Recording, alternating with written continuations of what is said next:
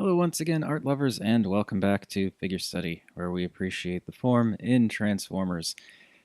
And this was a long time coming. I actually did have a video on this guy recorded a long time ago, but there were issues and the video had to be trashed. So I'm doing it all over again, but now I have the benefit of slightly better lighting, which you may notice, ever so slightly better. And in addition to that, I'm a little bit more comfortable with talking about this stuff. So hopefully this will end up being better than the original video was anyway. Anyway, gonna have to be on my A game because today I'm gonna be talking about Alternators Grimlock.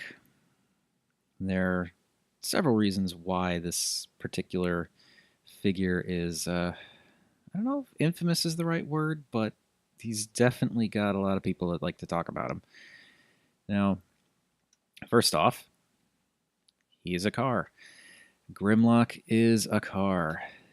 And you know what? I'm okay with that.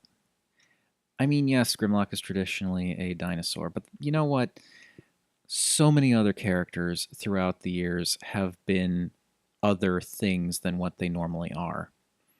Whether it's, Optimus being a tractor trailer to suddenly being more like a tank in Fall of Cybertron, Megatron being a gun to becoming an actual tank. Like, there, some things kind of hover close to tradition and other things completely deviate. It happens. I mean, animated Soundwave, which I did a video on a little while back, he goes from tape deck to little like Scion car. So I mean, come on. Is it really that much of a stretch to turn Grimlock into a car? No, it is not. And honestly, this is a good looking car. I mean, it's, Mustang GT, silver. It isn't, it isn't what I would necessarily connect to a T-Rex, but it's still a good looking car. It's a muscle car. It fits Grimlock pretty well, I think. If they were going to turn him into a car, not like, a military vehicle, I think this was a decent choice. And besides, as with a lot of the alternators, there's a lot of little details to appreciate with these cars. Like, you've got the rubber tires, which is really cool. The painted rims, you can actually see in there. Now that I have better lighting too, you can even see it. They actually have molded on the inside of the wheel well. You can actually see like the brake pads and stuff molded in there, which is very, very cool. You got the Mustang GT logos, the door handles, all this stuff. Gas cap. Some really nice use of some semi-translucent plastic for the lights too, like the side brake lights. Even a little bit of white for the reverse lights. A little bit back there. There's the GT logo there. The Grimlock license plate. Silver exhausts. Yeah, this is a really, really good looking model of a car. Like windshield wipers molded in there. The actual windows are actually translucent. You can see through every single place where there's a window. You can see through it. And then there are the sides where the windows are simply, you could say, rolled down. Like, there are no, like in later toys and earlier toys, there's no like one window that's just solid plastic. Like, it's all windows all the way around, which is really nice. The front also looks really nice. Some nice use of sort of orange and sort of red translucent plastic for the blinkers, as well as some clear plastic over the headlights, and the headlights themselves have some like clear plastic over it. It's hard to kind of see, but I can feel it in there. And of course, there's the Mustang logo. And there are just a lot of really nice little details they put into this. They even put little like silver reflective tape over the side mirrors of the doors. I mean, that is pretty incredible. Now, the underside does a really good job of hiding his robot mode. Like, you can kind of see his fists here a little bit, but, they're hidden relatively well. There's this mechanism in here that allows both wheels to turn simultaneously, which is kind of unnecessary. I kind of wish you could have just tucked the wheels away in robot mode, which I'll get to later, but it's still a nice feature. And his sword just sort of comes up along the center of the car, almost like the drive shaft, which is also a really nice touch. It's good for storage. It actually doesn't look completely out of place. It's cool. And then, of course, moving to the back, it's just all this nice molded detail in here. The orange seems a little out of place, but this is the underside of the car. No one really cares that much. Now, with the alternators, what was really cool about them is they were also practically fully functioning car models. So you have the trunk that opens up and is completely unusable because of all this stuff in here, but still, it's nice that it does that. Got the hood that also lifts up, and if you kind of futz with the joint a little bit, you can lift it up way more than than it normally could. And inside there is an engine. And that engine can pop out because it becomes his gun. Put him down real quick. The engine even has nice little details on there. The painted, I don't know if those are the pistons, but nice painted details on the side, nice molded details. The Mustang symbol again. Like this is cool. And of course, you can flip that down, flip out these sides, and it becomes kind of a goofy looking gun, but still, it's a gun, and it looks like it stores as an engine, which is really nice.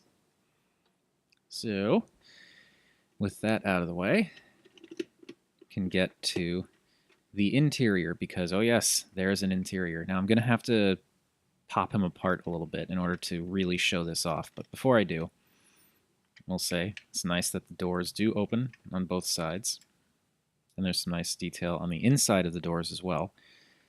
Now, pop this.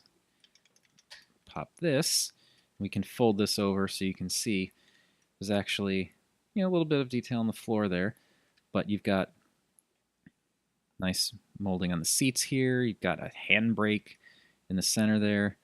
There's actually a console a little bit where you've got like a glove box, movable steering wheel. That's completely unnecessary, but it's in there.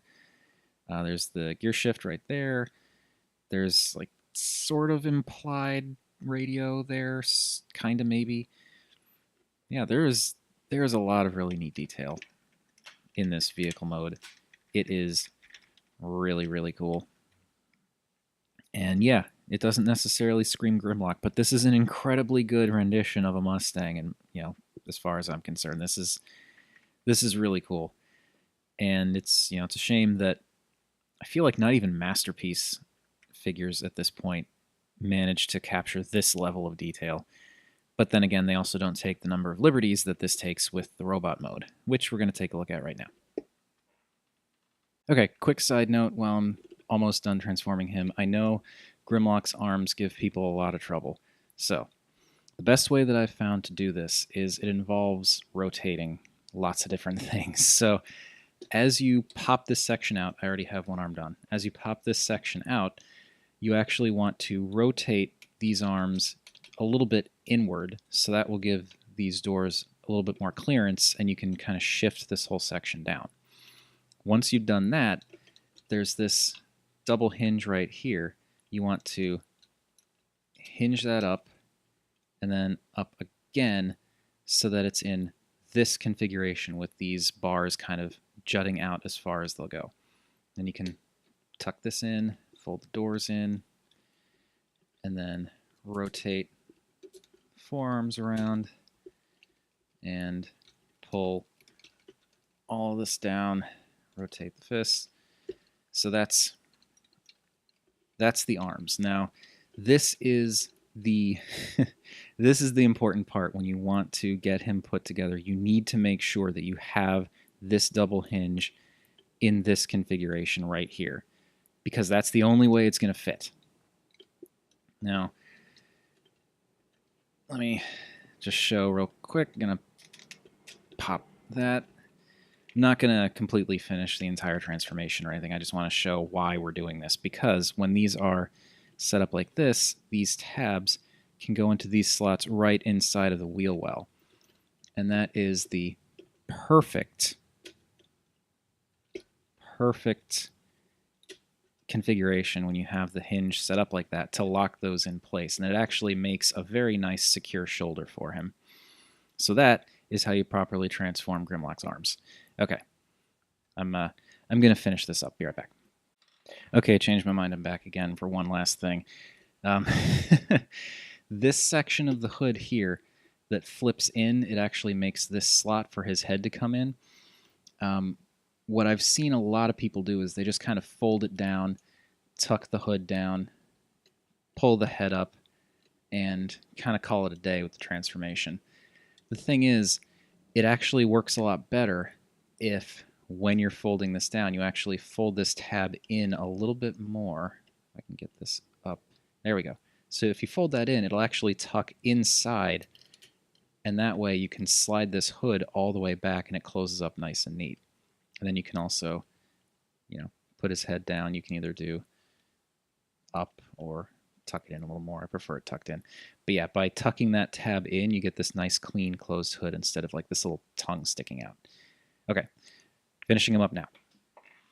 Now, Grimlock's robot mode, I will say, is definitely different. I totally get it. This is not what people normally think of when they think of Grimlock. I'm okay with this because they're trying something different. Obviously, it could have, they could have done a lot of things differently, but this still kind of says Grimlock to me. I mean, he's got similar coloration, similar bulk. The head, the head, it's not, it's not necessarily G1 Grimlock, but it still does kind of look like Grimlock, and it works for me. I dig it. Now, as for the rest of his design, like I said, I'm not too crazy about this going on here. I feel like if they had ditched the gimmick and just made something simple where either the wheels could push in or like flip to the back or front of the forearms to kind of clean it up a little bit better, that would be really nice. But aside from that, I still think he's a pretty good looking bot. I like these folded up door shoulder pads. They add this really interesting feature, like just an interesting feature to his silhouette. These, not so much. But yeah, the way that the back of the car, kind of the trunk and the back kind of fold in and create knee pads is really working for me. I like the bulk of the legs, and while using the seats as feet is a little bit weird to me, and I'm not too crazy about them being bright orange in the overall color scheme, but they work really well. They're actually, you get a little bit of, you get a decent amount of range out of them, and these make for some pretty nice heel spurs. Yeah, he's actually quite stable for being so oddly proportioned, and not a huge fan of the orange feet, not a huge fan of the orange diaper, if you want to call it that. But I do really dig this design. I like that you can still see the back of the car as an actual feature, and that the hood of the car makes up his chest. It's nice. Then you've got this bit on the inside here that actually fills out his midsection. I mean, if you look at him from the side, then you can see clear through. Like there's nothing in his midsection at all, but when you're viewing him from the angles that you'd most likely be actually displaying him, he looks good. He looks nice and bulky. And these sliding out of the way is also nice, because when these slide back, you actually get much more of a range of motion on his shoulders. It's very nice. And again, I am actually probably one of the handful of people in the world who is a fan of this toy. He's not perfect, but he is really cool, and I actually really appreciate how they went out of their way to make a different Grimlock. And he's got his sword and gun, which I guess I can show them off because technically they are part of the alt mode. So they just peg in. Unfortunately, I don't know if it's just a problem with the toy across the board or just mine, but he does not hold on to the gun super well. There, try and get a better angle here. There's like this peg and this hole, and it goes in, but it doesn't really hold very solidly. so moving his hand around too much, the gun will just get floppy. The sword is much more secure, though, I do have to say. It once you actually get it pegged in, which can be a little tricky to line up, but once you get it in there, it's in there. And yeah, loose elbow. Not a fan of that either. But it's also, he's an old, I've had him for several years. Yeah, I mean, again, this is a huge departure for Grimlock, but I actually really like how they were just playing around with something new here. He still has that bulkiness to him. He still looks like something that can stomp all over a Decepticon. He's just covered in car bits instead of covered in dinosaur bits. And I really dig the look.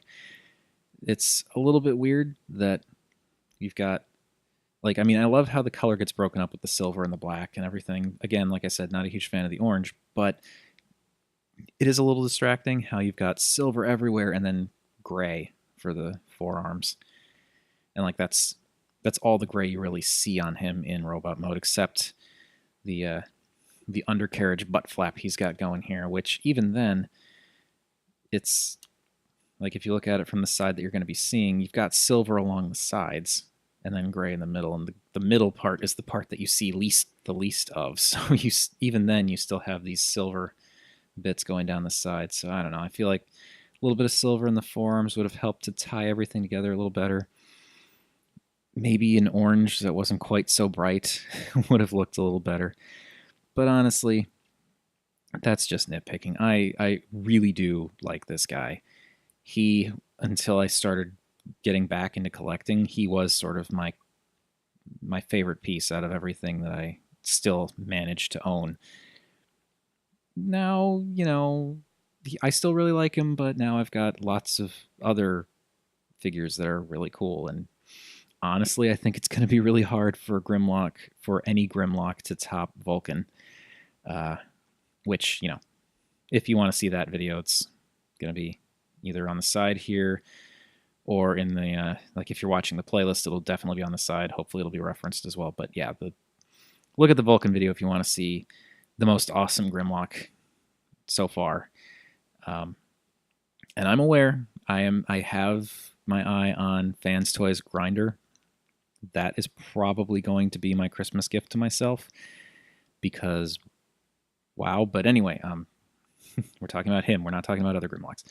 So Alternators Grimlock, he is different and he's a little bit weird, but I kind of dig that. I like that they just went out and just tried to do something different with him. And it's not a resounding success, but I still think he looks cool. He still says Grimlock to me, even though he doesn't have that dinosaur look. So yeah, I don't know. I'm still incredibly happy to have him, and he's not going anywhere. Well, that also because I just tend to stockpile Grimlocks. But anyway, that has been my look at Alternators Grimlock. He's not so bad, honestly, if you give him a chance. But thank you everybody for watching. As usual, feel free to like, comment, subscribe. Any combination of those three would be fantastic. If you want, help me defend this guy. He needs some people in his corner because he's getting way too much hate. I think he's not worth the hate. He doesn't deserve that. But yeah, let me know what you think. All that good stuff. Thank you again for watching. And as per usual, art is more than meets the eye.